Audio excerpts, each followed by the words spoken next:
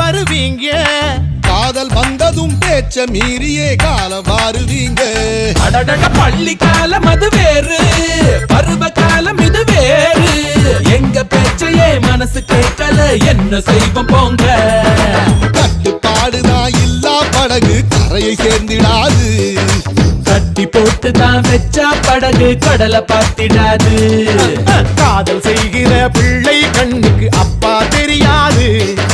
மகனை நேசிக்கும் அப்பாவுக்கு இது தப்பா தெரியாது.